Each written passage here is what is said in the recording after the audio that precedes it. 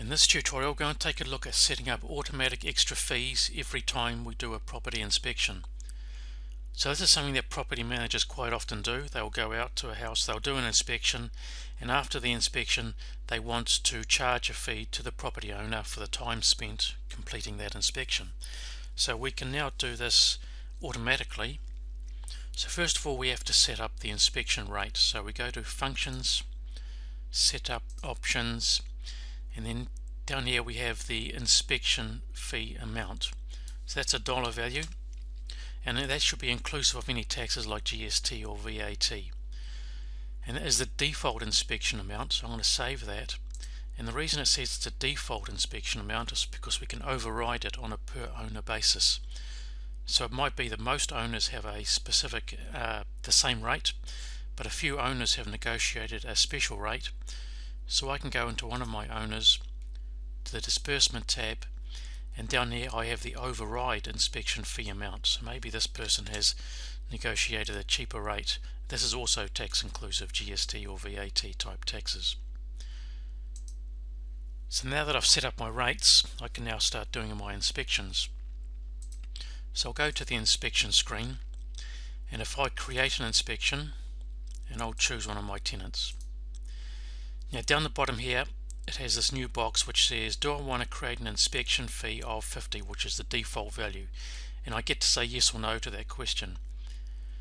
But if I choose the demo tenant, which is for the other owner, the owner who had the special rate, you can see it now says an inspection fee of 40.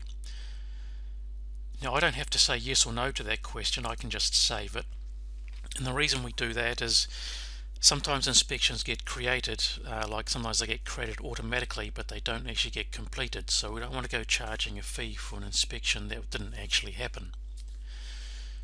And if you don't say yes or no to that question, it's going to assume that it's a no and that you don't want to charge a fee. But if I edit this inspection again and I actually start recording a result, so I'll just put in a result here and I'll save it.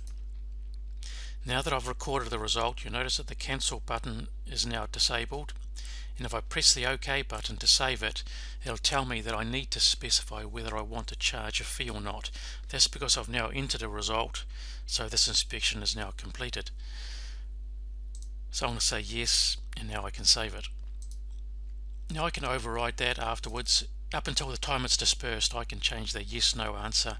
Once it's dispersed, it becomes locked in.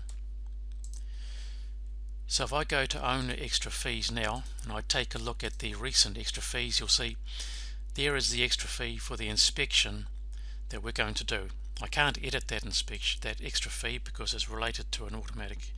It's an automatic extra fee related to an inspection. And at the next time we do a disbursement, that fee will be charged to that owner.